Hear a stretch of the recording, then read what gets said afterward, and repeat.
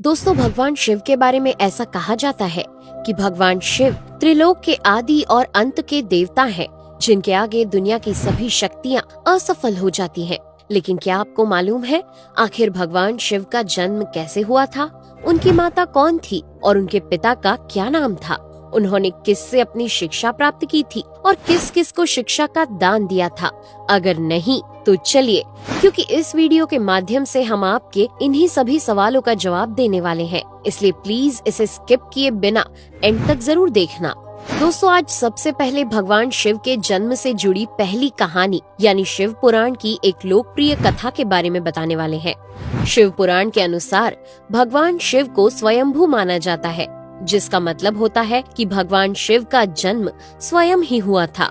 यानी कि इससे एक बात तो साफ हो जाती है कि ना ही भगवान शिव की कोई माता है और ना ही उनके कोई पिता हैं। इसी कारण से भगवान शिव पंच तत्वों से भी परे हैं, जिस कारण से इन्हें मृत्यु का भी कोई भय नहीं है और इनकी मृत्यु कभी नहीं हो सकती। पर अब बात करते हैं विष्णु पुराण में बताई गई भगवान शिव के जन्म से जुड़ी हुई एक और कहानी के बारे में।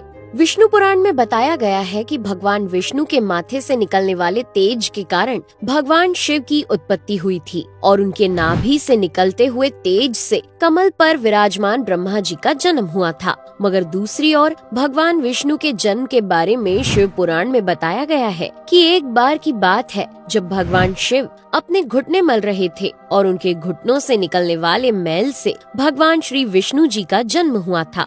पर अगर ऐसा हुआ है तो विष्णु पुराण और शिव पुराण एक दूसरे से बिल्कुल अलग हैं। इस कथा के अलावा भगवान शिव के जन्म की एक और पौराणिक कथा काफी ज्यादा पॉपुलर है, जिसे शायद आपने बड़े बुजुर्गों से सुना होगा। पर अगर नहीं सुना तो आपकी जानकारी के लिए बता दें कि एक बार की बात है जब भगवान विष्णु और परम ब्रह्मा जी के बीच इस बात पर बहस छिड़ गई थी कि आखिर इस संसार में सबसे महान कौन है। और जब भगवान विष्णु और भगवान ब्रह्मा इस बात को लेकर बहस कर रहे थे तो एक जलते हुए खम्बे के रूप में महादेव उनके बीच आए थे। दोस्तों, वो दोनों इस रहस्य को नहीं समझ पाए और तभी अचानक से एक आवाज आई जिसने कहा कि जो भी इस खम्बे का छोर ढूंढ लेगा वही सबसे महान कहलाएगा। ऐसा सुनते ही ब्रह्मा जी ने एक पक्षी का रूप लिया और खम्बे का ऊपरी हिस्सा ढूंढने निकल गए। वहीं विष्णु जी ने वराह का रूप धारण किया और खम्बे का अंत ढूंढने निकल गए।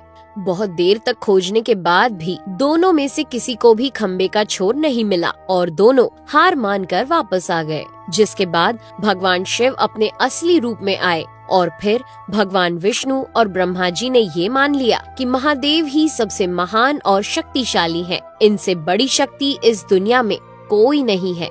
इसके साथ ही शिव पुराण में बताया गया खम्बा इस बात को दर्शाता है कि ना ही भगवान शिव जन्मे थे और ना ही उनका कोई अंत है। और एक कारण तो यही है कि भगवान शिव को स्वयंभू कहा जाता है, यानी भगवान शिव का अंत है ही नहीं, वे अमर हैं। अब हम बात करते हैं भगवान शिव से जुड़े एक ऐसे विषय के बारे में जो सबसे ज्यादा प्रसिद्ध है कि क्या भगवान ब्रह्मा भगवान शिव के पिता हैं?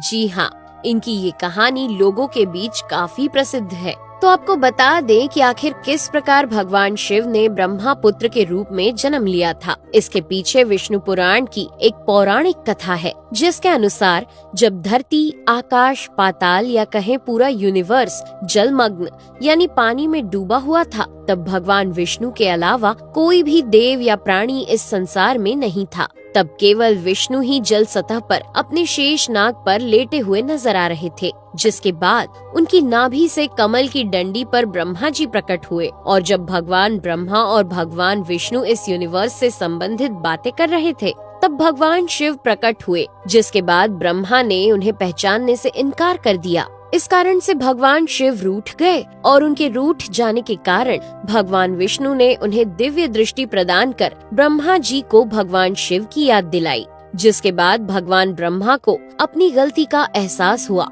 और शिव से क्षमा मांगते हुए उन्होंने उनसे अपने पुत्र रूप में पैदा होने का आशीर्वाद मांगा। जिस कारण से भगवान शिव ने भगवान ब्रह्मा की प्रार्थना को स्वीकार करते हुए उन्हें ये आशीर्वाद दे दिया। लेकिन इसके बाद जब भगवान ब्रह्मा ने इस सृष्टि की रचना शुरू की तो उन्हें एक बच्चे की जरूरत पड़ी और तब उन्हें भगवान शिव का आशीर्वाद ध्यान आया। जिसके लिए भगवान ब्रह्मा ने तपस्या की और बालक के रूप में भगवान शिव उनकी गोद में रोते हुए प्रकट हुए। आपको बता दें कि ये भगवान शिव का एकमात्र बाल रूप है। जब भगवान ब्रह्मा ने उनके रोने का कारण पूछा तो उन्होंने बताया कि उनका कोई नाम नहीं है। तब भगवान ब्रह्मा ने भगवान शिव का नाम रुद्र रख दिया, जिसका मतलब होता है रोने वाला। पर इसके बावजूद भी भगवान शिव चुप नहीं हुए, इसलिए ब्रह्मा ने उन्हें दूसरा नाम दिया। पर शिव को वो नाम भी पसंद नहीं आया और फिर भी वे चुप नहीं हुए। इस तरह शिव को चुप कराने के लिए भगवान ब्रह्मा ने भगवान शिव को 108 नाम दिए थे, जो रुद्र, शर्व, भाव, उग्र, भीम, पशुपति, ईशान और महादेव जैसे नाम थे। और शिव पुराण के अनुसार उनके ये नाम पृथ्वी पर लिखे गए थे। इसके बाद बात आती है श्रीमद् देवी महापुराण की। तो श्रीमद् देवी महापुराण में भगवान शिव की माता और पिता के बारे में बताया गया है। श्रीमद् देवी महापुराण के अनुसार देखा जाए तो एक बार जब भगवान नारद जी ने अपने पिता भगवान ब्रह्मा जी से पूछा कि इस सृष्टि का निर्माण किसने किया है, साथ ही भगवान विष्णु, भगवान शिव और आपके माता पिता कौन है, तब भगवान ब्रह्मा जी ने नारद जी को त्रिदेवों के जन्म के बारे में बताया। जो बताया वो वाकई चौंका देने वाली बात थी। दरअसल उन्होंने कहा कि देवी दुर्गा और शिव स्वरूप ब्रह्मा के योग से ब्रह्मा, विष्णु और महेश का जन्म हुआ था। यानी प्रकृति का रूप लिए माँ दुर्गा ही हम तीनों की माता है और ब्रह्मा यानी काल सदाशिव हमारे पिता है। इसके साथ ही श्रीमद् देवी महापुराण में भी भगवान विष्णु और भगवान ब्रह्मा के बीच हुए झगड़े की एक कहानी मिलती है, जिसके अनुसार एक बार श्री ब्रह्मा जी और विष्णु जी में झगड़ा हुआ और दोनों में बहस छिड़ी हुई थी।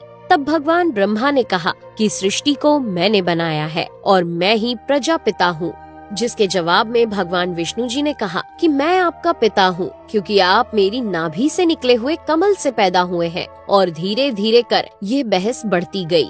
दोस्तों, इसके बाद इन दोनों का झगड़ा सुनकर सदाशिव वहाँ पहुँचे और उन्होंने कहा कि पुत्रों, मैंने ही तुमको इस संसार को बनाने और इसे संभालने के केवल 2 काम दिए हैं। इसी प्रकार मैंने शंकर और रुद्र को संहार और तिरोगति के कार्य दिए हैं। इसके साथ ही उन्होंने कहा कि मेरे 5 मुख हैं। एक मुख से अकार, दूसरे मुख से उकार, तीसरे मुख से मुकार, चौथे मुख से बिंदु और 5वें मुख से नाद यानी कि शब्द प्रकट हुए हैं। उन्हीं 5 को एक साथ मिलाकर देखा जाए तो एक अक्षर ओम बनता है, जिसे आज हम सभी भगवान शिव के मूल मंत्र के रूप से जानते हैं। इतना कहने के बाद भगवान ब्रह्मा और विष्णु दोनों ही समझ गए कि भगवान शिव से ज्यादा शक्तिशाली इस दुनिया में कुछ भी नहीं है और दोनों ने भगवान शिव को प्रणाम किया और चले गए। चलिए दोस्तों, अब जब आप भगवान शिव के बारे में इतना तो जान ही चुके हैं, तो क्या आपको पता है कि आखिर भगवान शिव ने किससे शिक्षा प्राप्त की थी और उनके गुरु कौन थे?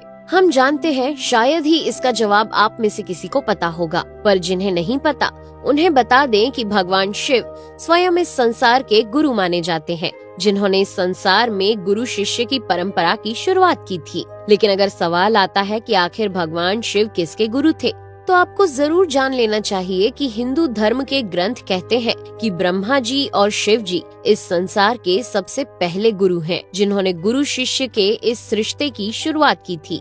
जहां भगवान ब्रह्मा ने अपने मानस पुत्रों को शिक्षा प्रदान की थी, वहीं भगवान शिव ने अपना ज्ञान केवल अपने 60 शिष्यों को दिया था। यानी भगवान शिव 60 शिष्यों के गुरु थे और वे जिन शिष्यों के गुरु थे उन्हें आज के समय में सप्त ऋषियों का दर्जा दिया गया है। तो दोस्तों, ये थे भगवान शिव के जन्म से जुड़े हुए कुछ फैक्ट्स, जो आपको कैसे लगे हमें कमेंट करके जरूर बताइए। साथ ही अगर आपको वीडियो पसंद आया हो तो इसे लाइक और चैनल को सब्सक्राइब करना बिल्कुल ना भूलें। धन्यवाद।